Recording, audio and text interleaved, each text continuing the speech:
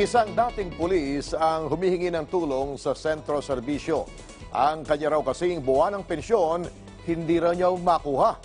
Ayon kay Edmond David na isang dating pulis sa Mamburao, Occidental, Mindoro, buwan ng Hulyo taong 2017 nang siya ay magretiro sa kanyang serbisyo. Agad naman daw na proseso ang kanyang retirement benefits. Ang kanya raw buwan ng pensyon, nagawa niyang i-lump sum ng 3 taon at matatapos daw ito ngayong taon. Sa kanyang kontrata na pinirmahan, nakasaad daw na muli siyang makatatanggap ng kanyang pensyon ngayong buwan ng Hulyo.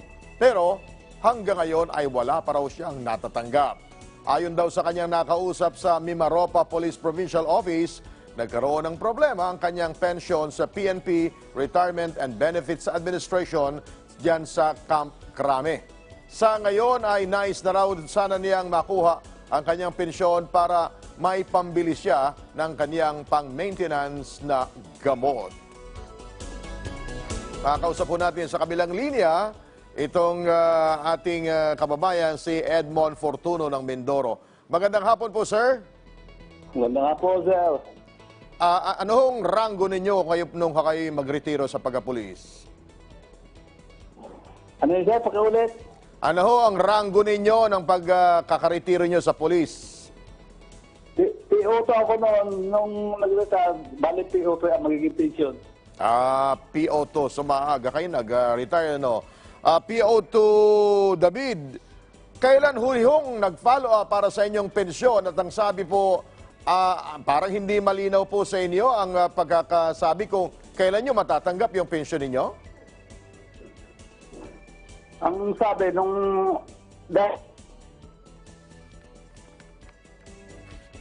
PO2 David? last 3 months, hinihinga na kami ng record para pag umabot ng July 16 ay magkakaroon na ng unang pension namin sa yung unang pension. Ngayon, hindi ko alam kung anong nangyayari sa ating mga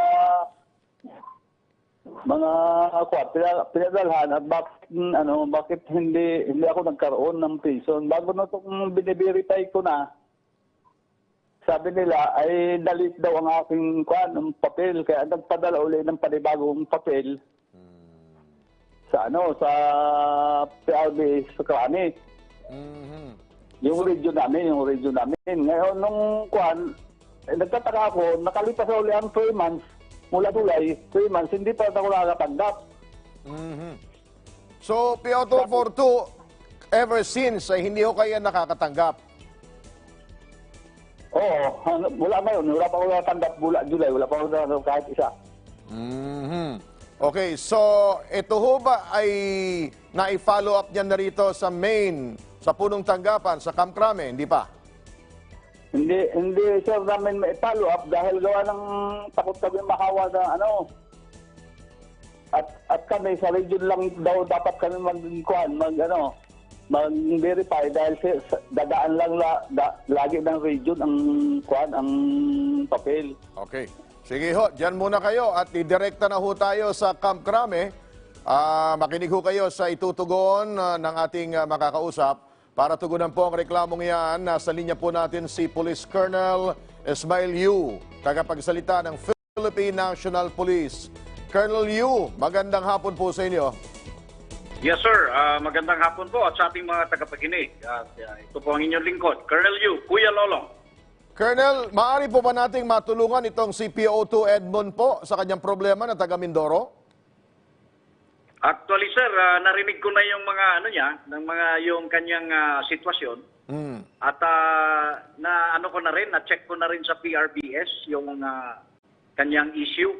Yes sir. So ito yung feedback ng PRBS sa akin. Sige sir.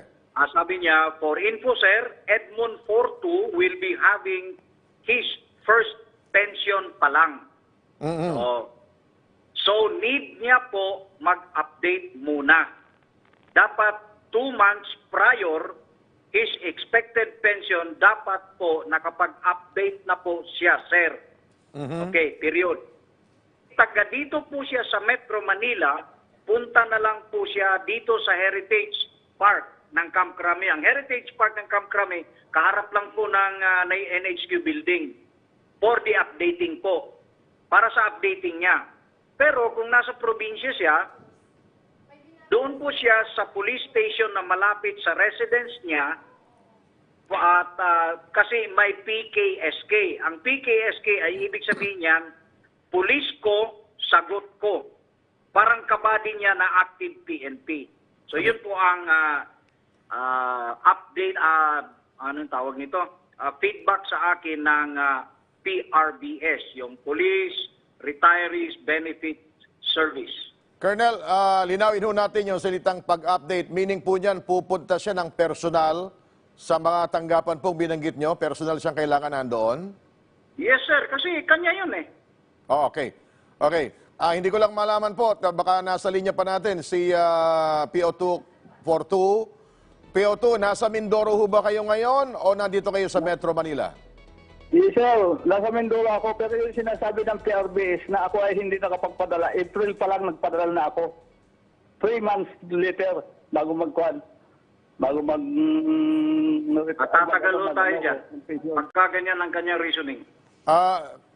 PO2, kailangan daw po i-update, meaning personal po kayong pupunta, hindi yung papadala lang. Nakuha po nyo?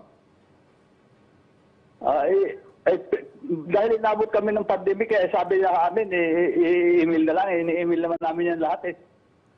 Diyan nga po, ang advice po ni Colonel Yu ay pupunta kayo dyan sa region office na malapit po sa inyo. Hindi na kailangan pumunta po kayo ng Maynila o ng Kapkrame.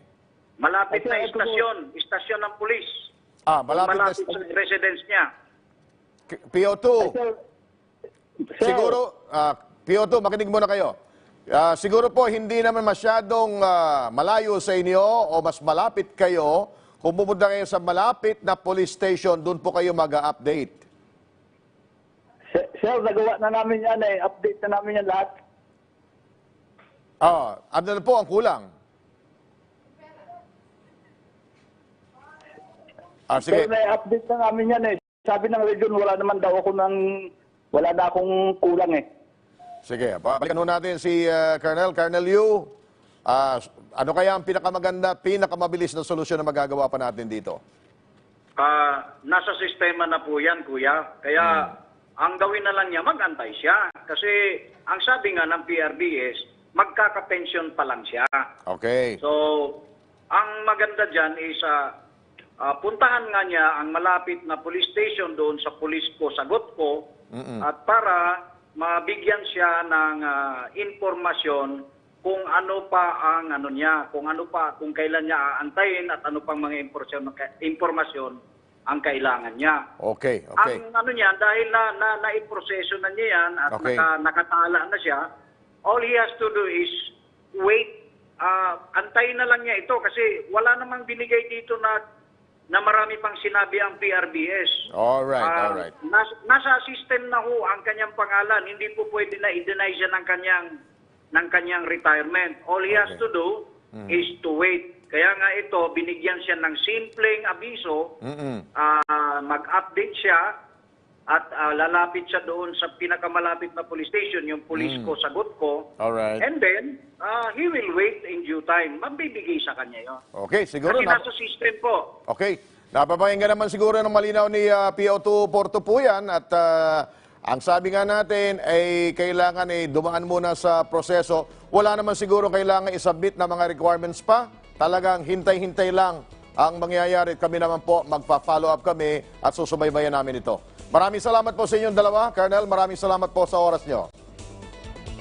Okay, yan po ang ating pakikipag-ugnayan at sana naman ay maibigay na po yung kanyang benepisyong hinihintay. Para po sa mga nais humingi ng tulong sa ating programa, maaari kayo magpadala ng mensahe sa ptvcentroservicio@gmail.com. Maaari din kayo mag-message sa aming official Facebook page na PTV Centro Servicio. Tandaan, sa sentro, laging una ang serbisyo.